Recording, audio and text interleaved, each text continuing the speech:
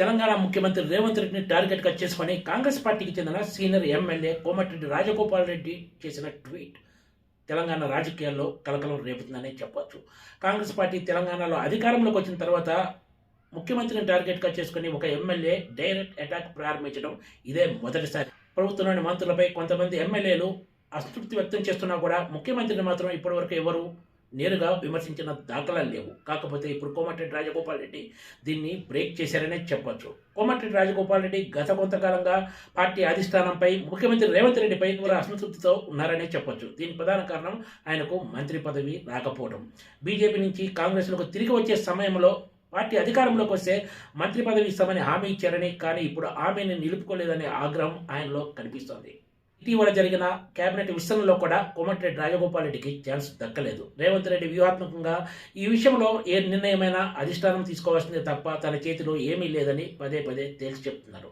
ఇప్పటికే రేవంత్ రెడ్డి కేబినెట్లో ఆయన సోదరుడు కోమటిరెడ్డి వెంకటరెడ్డి ఉన్న విషయం తెలిసిందే.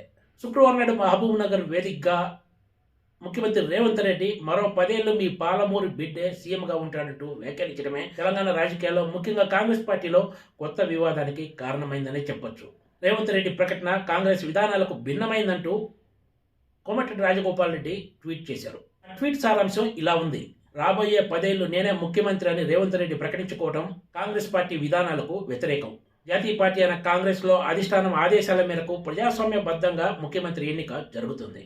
తెలంగాణ కాంగ్రెస్ను వ్యక్తిగత సామ్రాజ్యంగా మార్చుకునే ప్రయత్నాలను నికార్సైన కాంగ్రెస్ నాయకులు, కాంగ్రెస్ కార్యకర్తలు సహించాలంటూ ఆయన ఎక్స్లో పోస్ట్ పెట్టారు.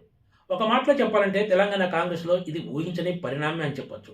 అయితే కోమటిరెడ్డి రాజగోపాల్ రెడ్డి ట్వీట్పై ఇప్పటి వరకు, అంటే వీడియో చేసే సమయానికి, ఎవరు అధికారికంగా స్పందించలేదు. ఈ వ్యవహారం రాజగోపాల్ రెడ్డి ట్వీట్తోనే ఆగిపోతుందా, లేకపోతే దీన్ని ఎవరైనా అందుకొని కొనసాగిస్తారా అన్నది రాబోయే రోజుల్లో కానీ తేలదు.